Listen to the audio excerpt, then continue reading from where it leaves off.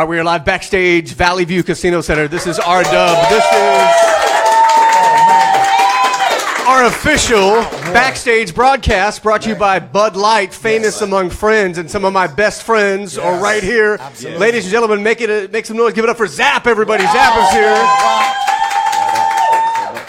I've interviewed a lot of artists in my days. Yes. Not all of them are freaking icons like you guys. Ice Cube just celebrated a birthday a couple of days ago. Ice Cube just got his star. Yeah. Ice Cube said the entire reason he got into hip-hop was because of you. He said when he first heard one of your songs in class, Ice Cube was doing a little dance troupe in junior high school. Right. Wow. He said that it ignited a chemical reaction that's what's up. When Ice Cube first heard the music of Zapp. You influenced so many amazing people. How does that make you feel? It's undescribable. You don't have enough tape for me to tell you that, but but on a very serious tip, man, it's a feeling of gratification. It is wonderful. It's wonderful. I mean, it's the best thing that a person could ever want. I mean, when you wake up in the morning and know that after we made those songs, went to the recording studio in the '70s. You know, after 30 plus years, and people still listening to them, and then you have people like you said, Ice Cube, Tupac, Snoop, Dr. Dre, all those guys.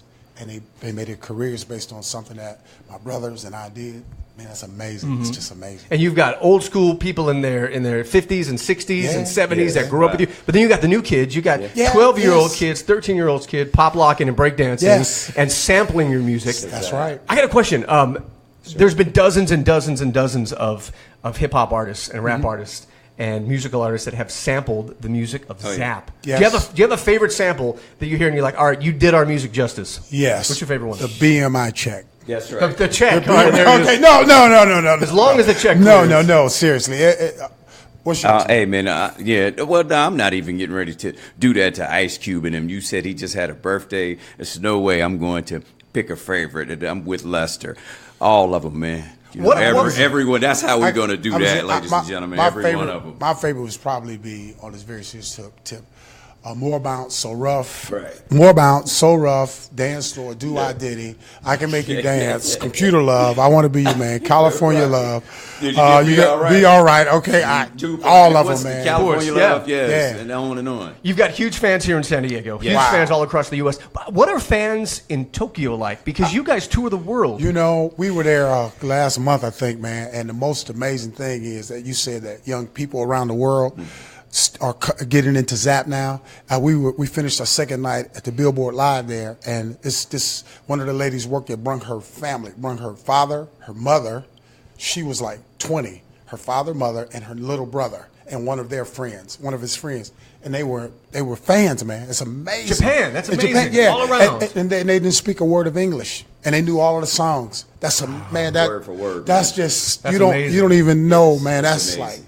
Wow, makes you wake up in the morning, man, and just want to kiss the ground. We're backstage with Zapp. Lester's here, and Zapp is here, and we're getting ready for the show tonight. It's our 20th birthday, Magic 92.5's 20th birthday party. Absolutely. What's happening, Magic 92.5. What's happening, San Diego? We love you. We're gonna get busy tonight. That's right, we love you, San Diego. Ice Cube, happy 20th anniversary. What's happening, Bud Light? All right. And he forgot the people who write the check, 92.5. I love it. Give it up for Zapp, everyone. Make some noise. Hey, wow. I will leave you with this, and I always talk about this one thing that blows my mind whenever I play Computer Love. What year did Computer Love come out? 86. 86. 86. 86. We toured 86. We toured 86. Here's what blows my mind. So mid 80s, Computer Love comes out. I always say that Zapp, you guys were like Nostradamus because in 1985 we didn't have the internet, we didn't have Match.com, we didn't have Facebook, we didn't have Tinder, where you meet people. You were singing about Computer Love before Computer Love even existed. Hey, go ahead, Lester. I got two words. San Diego in the world. Roger Troutman. Roger Troutman. That's it. I can't take the credit for it. You know, I was his younger brother, Lester and I. mean, we did co-production. We did that. We did a little bit of writing, but that was him, man. Man, back Roger, then, 30 years ago, man. Absolutely, man. He in his office in the Studio B, the studio, and you said if you the unsung, the Studio B, and then 20 steps away was his office. In his office, people back then had word processors. Okay, click, yeah. And we had a IBM computer, man, and the screen was about as big as it was about that. I'm telling you, man. And I'm telling you, man, he was just out there, just you know, way ahead of time. And the program that people were using back then was Cakewalk. I mean, that stuff was click, dot, dot, dot, dot, dot, dot, click. That stuff was rough, man. Wow. But hey, pulled it off, man. So we lost Roger in 1999, and I know that you guys do some pretty amazing tributes on stage. What about, last question here, what about when you're off the stage and when you're out of the studio, personally, what do you do to remember Roger throughout the days and the years? It's theirs. You know, that's our older brother, you know, and he's 10 years my senior and 5 years Lester's, and he and Lester, they were really, really tight. I mean, Roger and I were tight, but I mean, it's theirs. It's not good. It's like my skin, so it's every day. Do you feel he's with you when you perform? Can you feel his spirit? Oh yeah, you know, and he taught us, you know, years and years, almost a century ago. So that's there, you know, teaching. You know, it's like the first grade. You know, that's. You will always know how to write. You will always know how to take 2 + 2, but it's not going anywhere. Right. That's how it is.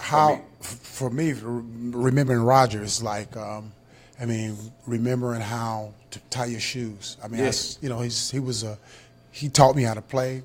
He taught me the business. Taught me how to record. He taught me everything. He taught me about show business. So it's everything I love. I love my brothers, man. And you know, on a lighter note, you know, remembering Roger. He would always say this in the interviews. He said, you know, my brothers are like my American Express. Can you remember those slogans they used to have? Don't leave home without it. Never leave home without it, man. Never. And to this day, you know, I live that.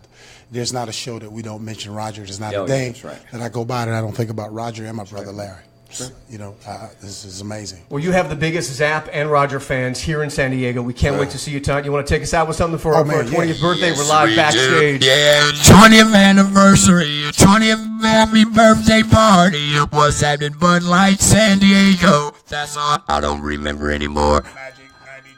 Magic 92.5, we love you. Magic 92.5 San Diego. That is not my cell phone.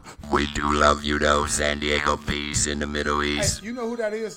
That's you calling me. That's him. He's calling me. Yeah, what's up, man? Hey, yeah, what's going on? See you guys tonight. Thank you. What you laughing at? Thank you, San Diego. Don't you laugh.